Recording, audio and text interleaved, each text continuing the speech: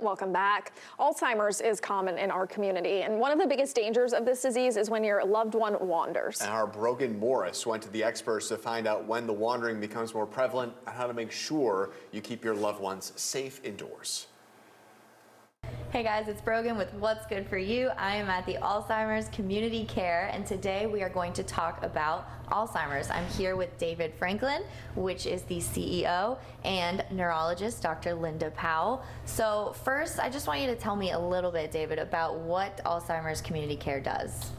Well, we were founded about 29 years ago by a group of local concerned citizens to meet some of the needs that are faced by families with Alzheimer's and related dementias. So we're the largest provider in the state of Florida for dementia-specific community-based care.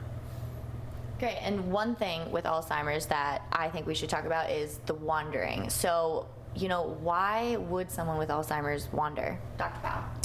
So wandering, it usually occurs when they are undergoing some confusion, disorientation, and they're usually looking for someone or something. So they're seeking something or trying to find security.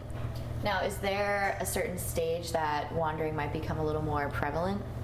Wandering can occur at any stage, but it typically occurs later in Alzheimer's disease, moderate to severe disease, when disorientation and confusion occurs more frequently. And David, I'll ask you, what are some strategies to maybe prevent this wandering? Well, there's all kinds of things you can do. First, keeping your doors locked is so important, and you can put door alarms on the doors as well. That's a good strategy.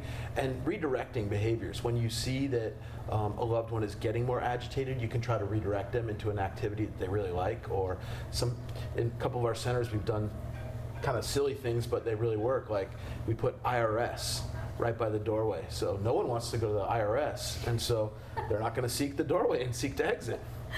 That's brilliant. And one thing you mentioned was tracking your loved ones, and I know you guys have some tracking capabilities here, so tell me about that technology. Yeah, we actually have one right here. This is one of our examples. This one utilizes a radio frequency, and we partner with local law enforcement here in Palm Beach, Martin, and St. Lucie counties. And so this is placed on your loved one, and it cannot be removed by them.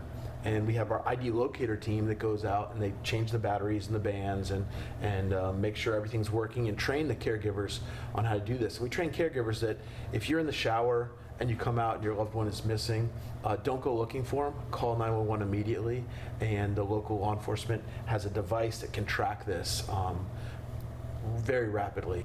Wow, that's impressive. And you were telling me a little bit about some newer technology you guys are also getting? Yeah, we're so excited about this. We've tested it in the field and it's working phenomenally, but it's called the Tranquil Watch.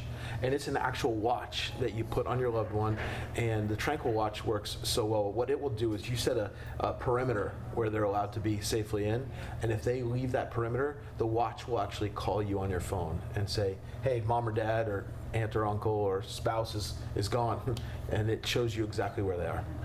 Wow, that sounds probably extremely helpful to these families. So now if someone was interested in this technology or just wanted to learn more, where could they go? You can visit our website at alzcare, that's alzcare.org. Great, and guys, we will have all of this on our website for you as well, cbs12.com. So thank you both for your time, and that's what's good for you. And it's also important, it's almost daily in the morning we're reporting on, one of our local law enforcement agencies that is on the search for an elderly person that has dementia or Alzheimer's, and, you never know when this could possibly happen to your loved one, so it's certainly important to make sure that you're ahead of it. Certainly that technology that police are able to track is a game changer for anyone with the disease, so something that you may want to consider if you know someone who does have Alzheimer's. Absolutely. All right, still ahead here on ARC.